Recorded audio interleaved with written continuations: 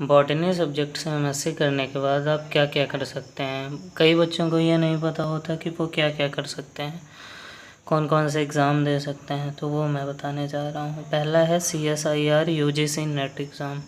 इसको NTA conduct करवाता है। लाइफ साइंस सब्जेक्ट हमें भरनी होती है और इससे हमें क्या क्या मिलता है, असिस्टेंट प्रोफेसर कहीं भी, स्टेट यूनिवर्सिटी, सेंट्रल यूनिवर्सिटी या प्राइवेट यूनिवर्सिटी या कॉलेज, कहीं भी हम असिस्टेंट प्रोफेसर के लिए एलिजिबल हो जाते हैं।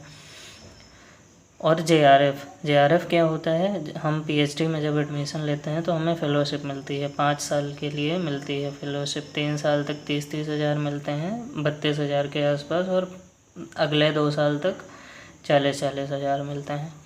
2 बार इसके पेपर होते हैं साल में, जून में और दिसंबर में। दूसरा है UGC नेट। ये भी सेम इसी तरह असिस्टेंट प्रोफेसर और JRF की एलिजिबिलिटी प्रोवाइड करता है। ये बॉटनी वाले केवल एनवायरनमेंट साइंस से दे सकते हैं। एनवायरनमेंट साइंस सब्जेक्ट होती है, वही पढ़ना पड़ता है। जून और दिसंबर में पेपर होते हैं इसके। उसके बाद है ICMR। ICMR क्या है, Indian council of medical research. इससे क्या, हमें रिसर्चर की जॉब मिलती है, हमें रिसर्च करना पड़ता है वहाँ। जुलाई में इसका एग्ज़ाम होता है, साल में एक बार। फिर है ARS नेट। इसमें हम अप्लाई कर सकते हैं। क्या है ये, एग्रीकल्चर नेट है। इसका दिसंबर में पेपर होता है।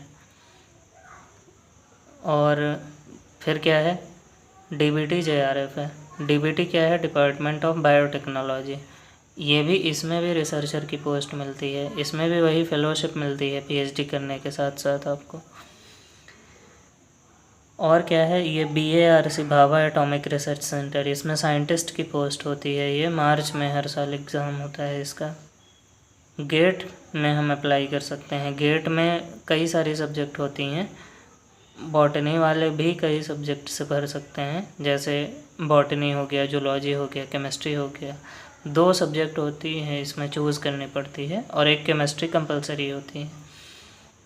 PhD प्लस फेलोशिप, मतलब IIT से PhD करने के लिए गेट का एग्ज़ाम देना पड़ता है। अच्छी रैंक आई तो आप PhD कर सकते हैं और आपको फेलोशिप मिलेगी।